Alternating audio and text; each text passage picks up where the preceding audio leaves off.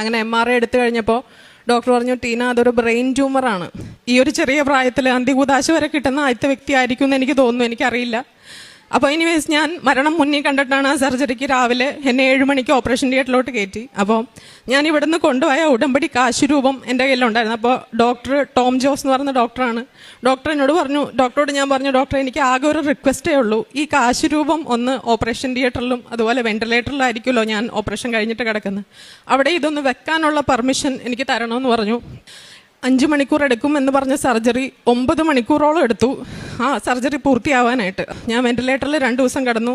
ICUലോട്ട് shift ചെയ്തപ്പോഴേക്ക് എനിക്ക് ബോധം തെളിഞ്ഞു. അപ്പോഴും എനിക്കൊരു എക്സൈറ്റ്മെൻറ്റും ഇല്ല. കാരണം ഡോക്ടറിനോട് ചോദിച്ചു, ടീന കേൾക്കാമോ? കേൾക്കാം, എനിക്ക് കേൾക്കാം, കാണാം, എൻ്റെ 2 കണ്ണിനും ഒരു കുഴപ്പമില്ല.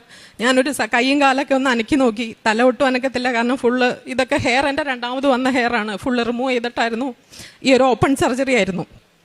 അപ്പം എനിക്ക് കാണാനും കേൾക്കാനും ഇപ്പോൾ സർജറി കഴിഞ്ഞിട്ട് ഇത്രയായി, എനിക്ക് യാതൊരുവിധ പ്രശ്നങ്ങളും ഇല്ല. അപ്പോൾ ഈ മാതാവിൻ്റെ ഒറ്റ അനുഗ്രഹം കൊണ്ട് മാത്രമാണ്. കാരണം ഈ ഒരു ഇതിൽ നിന്ന് ഞാൻ റിക്കവർ ആവുമെന്ന് ഒരു മനുഷ്യൻ, ഞാൻ 3 ഹോസ്പിറ്റലിൽ ഞാൻ കാണിച്ചിരുന്നു. കാരണം എനിക്ക് സെക്കൻഡ് ഒപ്പീനിയൻ എന്നുള്ള നിലയിൽ ഞാൻ US ഉൾപ്പെടെ ഹോസ്പിറ്റലിൽ ഞാൻ കാണിച്ചതാണ്. അവരെല്ലാം പറഞ്ഞത്, ടീന സ്റ്റേജ് കഴിഞ്ഞു പോയി, അതുകൊണ്ട് ഈ ഒരു സ്റ്റേജിലോട്ട് നമുക്ക് സർജറി ചെയ്യാമെന്ന് മാത്രമേ ഒരു ഓപ്ഷനേ ഉള്ളൂ, പക്ഷേ റിക്കവറി 100% ഉണ്ടാവില്ല എന്ന് പറഞ്ഞു.